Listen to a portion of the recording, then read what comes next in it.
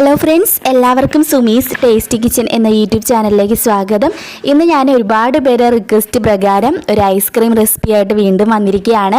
ഞാൻ 2 ദിവസം മുന്നേ ഇട്ട ഐസ്ക്രീം ഒരുപാട് പേർക്ക് ഇഷ്ടമായി, ചെയ്ത് നോക്കിയിട്ട് നല്ല കമൻസ് ഒക്കെ ഉണ്ടായിരുന്നു. അതുകൊണ്ടാണ് ഞാൻ വീണ്ടും ഉണ്ടാക്കിയത് കേട്ടോ. ഞാൻ ഇതിന് മുന്നേ ഒരു സ്ട്രോബെറി ഐസ്ക്രീം ഉണ്ടാക്കിയതാണ്. വീഡിയോ അങ്ങ് ഞാൻ അറിയാതെ ഡിലീറ്റ് ആയി പോയി, ഭയങ്കര വിഷമമായി. അപ്പോൾ ഞാൻ പിന്നെ അടുത്ത ഐസ്ക്രീം ഉണ്ടാക്കിയിരിക്കുകയാണ്. ഇതിപ്പം മറ്റൊരു ഐസ്ക്രീം സിമ്പിളായിട്ട് ഉണ്ടാക്കാം. അപ്പോൾ ഇത് എങ്ങനെയാണ് ഉണ്ടാക്കുന്നതെന്ന് നോക്കാം. അതിന് മുമ്പായി ഈ ചാനൽ ഇതുവരെയും സബ്സ്ക്രൈബ് ചെയ്യാതെ ഏതെങ്കിലും കൂട്ടുകാരുണ്ടെങ്കിൽ ഒന്ന് വേഗം തന്നെ സബ്സ്ക്രൈബ് ചെയ്യണേ. അതുപോലെ തന്നെ നിങ്ങൾക്ക് കൂടെ ഒരു കുഞ്ഞു ബെല്ലൈക്കൺ വരും, അതും ഒന്ന് ക്ലിക്ക് ചെയ്യണം.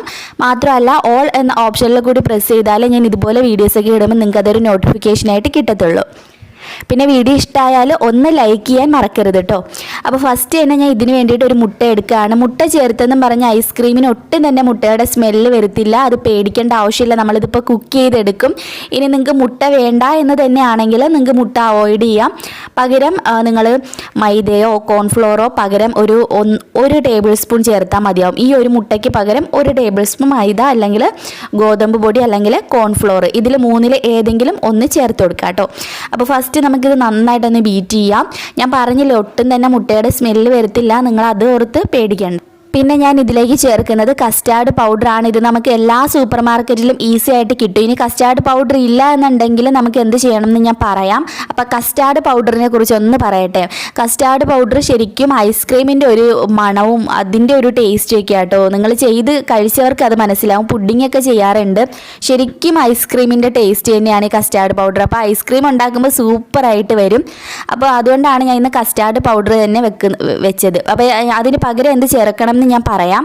അപ്പോൾ അതിന് മുമ്പായിട്ട് ഒരു പാനിലേക്ക് ഒരു 2 ഗ്ലാസ് അളവിൽ പാലൊഴിച്ചു കൊടുക്കാം. പിന്നെ ഇതിലേക്ക് ഞാൻ മധുരത്തിന് വേണ്ടിയിട്ട് പഞ്ചസാരയാണ് ചേർക്കുന്നത്. ഇനി നിങ്ങൾക്ക് കണ്ടൻസ്ഡ് മിൽക്ക് വേണമെങ്കിൽ ഒരു 6 ടേബിൾ സ്പൂൺ അളവിൽ നിങ്ങൾ കണ്ടൻസ്ഡ് മിൽക്ക് ചേർത്തോളൂ. ഞാനിപ്പോൾ പഞ്ചസാര 6 ടേബിൾ സ്പൂൺ ചേർത്തു. ഇനി ഇതിലേക്ക് ഒരു മുട്ട നന്നായിട്ട് ബീറ്റ് ചെയ്തത് ഇതിലേക്ക് ഒഴിച്ചു കൊടുക്കാം. കട്ടയൊന്നും ഇല്ലാതെ വേണം ഇത് ഒഴിച്ചു കൊടുക്കാൻ. ഇനി ഇതിലേക്ക് 1 ടേബിൾ സ്പൂൺ അളവിൽ നമ്മളെടുത്ത കസ്റ്റാർഡ് പൗഡർ കുറച്ച് വെള്ളം ഒന്ന് ഒഴിച്ചിട്ട് ഒന്ന് കട്ടയില്ലാതെ മിക്സ് ചെയ്ത് ഒഴിക്കാം. ഇനി കസ്റ്റാർഡ് പൗഡർ അല്ല നിങ്ങൾ എടുക്കുന്നെങ്കിൽ ഒരു ടേബിൾ സ്പൂൺ അളവിൽ തന്നെ മൈദ ചേർക്കാം. വെള്ളം ഒഴിച്ച് മിക്സ് ചെയ്ത് ഒഴിക്കുക. ഇല്ല എന്നുണ്ടെങ്കിൽ കോൺഫ്ലോർ ചേർക്കാം. അല്ല എന്നുണ്ടെങ്കിൽ ഗോതമ്പ് പൊടി വേണമെങ്കിലും ചേർക്കാം കേട്ടോ. ഏതാണെങ്കിലും ഇതിന് പകരം 1 ടേബിൾ സ്പൂൺ. മുട്ട വേണമെങ്കിൽ അതിന് പകരം ഒരു 1.5 ടേബിൾ സ്പൂൺ ചേർത്തോളൂ. ഇനി ഇതിലേക്ക് 1 ടീസ്പൂൺ അളവിൽ വാനില എസൻസ് ഒഴിച്ചു കൊടുക്കാം. ഇത് നമുക്ക് അടുപ്പിലോട്ട് വെച്ചിട്ട് നന്നായിട്ട് മിക്സ് ചെയ്യാം. കട്ടയൊന്നും ഇല്ലാതെ മുട്ടയൊക്കെ നന്നായിട്ട് മിക്സ് ആയതിനു ശേഷം നിങ്ങൾ ഫ്ലെയിം ഓൺ ചെയ്താൽ മതി. കാരണം അല്ലെങ്കിൽ മുട്ട വെന്ത് പോവാൻ ചാൻസ് ഉണ്ട്. അതുകൊണ്ട് നന്നായിട്ട് മിക്സ് ചെയ്ത് ശേഷം നമുക്ക് ഫ്ലെയിം ഓൺ ചെയ്തിട്ട് ഇത് നല്ല തിക്കായിട്ട് വരുന്നവരെ ഒന്ന് തിളപ്പിച്ച് എടുക്കണം. അപ്പോൾ ഇത് നന്നായിട്ട് തിളച്ച് വന്നിട്ടുണ്ട്. ഞാനൊരു 1/2 ഗ്ലാസ് പാലും കൂടി ഇതിലേക്ക് ചേർക്കുന്നുണ്ട്. ഇത് ഒരുപാട് കട്ടിയായിട്ടിരുന്നാൽ ഐസ്ക്രീം റെഡി ആകുമ്പോൾ നമ്മൾ ഉദ്ദേശിക്കുന്ന ഒരു രുചി ഇതിന് വരത്തില്ല. ലൂസായിട്ട് തന്നെ ഇരിക്കണം. അപ്പോൾ നമ്മൾ കറക്റ്റ് ഒരു 1/2 ലിറ്റർ പാലിലാണ് ഇത്രയും ഇൻഗ്രീഡിയൻസ് ചേർത്തിട്ടുള്ളത്.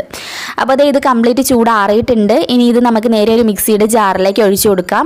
എന്നിട്ട് ഒരു 2 മിനിറ്റ് സമയം എടുത്തിട്ട് നല്ല സ്മൂത്തായിട്ടൊന്ന് ബ്ലെൻഡ് ചെയ്യുക. എന്നാൽ മാത്രമേ ഐസ്ക്രീമിൻ്റെ ആ ഒരു രീതിയിലോട്ട് ഇത് മാറുള്ളൂ. 2 മിനിറ്റ് അടിച്ചെടുത്ത നമ്മുടെ ഈ ഒരു മിക്സ് ഞാനൊരു എയർ ടൈറ്റ് കണ്ടെയ്നറിലോട്ട് മാറ്റിയിട്ടുണ്ട്. ഇനി ഇത് അടച്ച് വെച്ചിട്ട് നമുക്ക് ഫ്രീസ് ചെയ്യാം. ഞാൻ എപ്പോഴും ഈ ഐസ്ക്രീം സെറ്റ് ചെയ്യുമ്പം ഫ്രീസറിൻ്റെ ആ ഒരു ഫംഗ്ഷൻ മാറ്റിയിട്ട് സൂപ്പർ ഫ്രീസ് ആക്കും. അപ്പം നന്നായിട്ട് ഇത് തണുത്ത് കിട്ടുള്ളൂ. എനിക്ക് ഫ്രിഡ്ജിൻ്റെ കംപ്ലൈൻ്റ് ആയിരിക്കും ചിലപ്പോൾ. അപ്പം ഞാൻ എന്തായാലും ഫ്രീസറിലോട്ട് വെക്കുകയാണ്. ഓവർനൈറ്റ് ആണ് ഞാൻ വെക്കുന്നത്. ഞാൻ സന്ധ്യ സമയത്ത് ഐസ്ക്രീമൊക്കെ റെഡി ആക്കുള്ളൂ. എന്നിട്ട് രാത്രി ഫുള്ളപ്പം ഫ്രീസറിലിരിക്കുമല്ലോ. അപ്പോൾ നന്നായിട്ട് പിറ്റേന്നാകുമ്പോൾ സെറ്റ് ആവുകയും ചെയ്യും. പിന്നെ ഇടയ്ക്കിടയ്ക്ക് സെറ്റായോ എന്ന് നോക്കുകയും വേണ്ടല്ലോ. അപ്പോൾ അതേ നമ്മുടെ ഐസ്ക്രീം റെഡിയായി. ഇനി നമുക്കിത് സ്കൂപ്പ് ചെയ്തെടുക്കാം. എന്തായാലും ഒന്ന് ട്രൈ ചെയ്ത് നോക്കണം കേട്ടോ. നിങ്ങൾക്ക് ഒരുപാട് ഇഷ്ടമാവും. പിന്നെ നമ്മൾ പഞ്ചസാരയുടെ അളവ് പറയാൻ വിട്ടുപോയി. 6 ടേബിൾ സ്പൂൺ ആണ് പഞ്ചസാര. കണ്ടൻസ്ഡ് മിൽക്ക് ആണെങ്കിലും 6 ടേബിൾ സ്പൂൺ, പഞ്ചസാര ആണെങ്കിലും 6 ടേബിൾ സ്പൂൺ. പിന്നെ നിങ്ങൾ എല്ലാ മിക്സ് ഒന്ന് അടിച്ചെടുത്തതിന് ശേഷം ഒന്ന് ടേസ്റ്റ് ചെയ്ത് നോക്കിയിട്ട് വേണമെങ്കിൽ കുറച്ചുകൂടെ പഞ്ചസാര ചേർത്ത് കൊടുക്കാം. മധുരമൊക്കെ നമ്മുടെ ഇഷ്ടം അനുസരിച്ചിട്ട് ചേർക്കാം. ഇത് കുറഞ്ഞ അളവാണ് ഞാൻ പറഞ്ഞിട്ടുള്ളത്. മധുരം ഇനിയും വേണമെങ്കിൽ ഒരു 8 ടേബിൾ ടേബിൾ സ്പൂൺ വരെ നമുക്ക് പഞ്ചസാര ഇതിൽ ചേർത്ത് കൊടുക്കാം.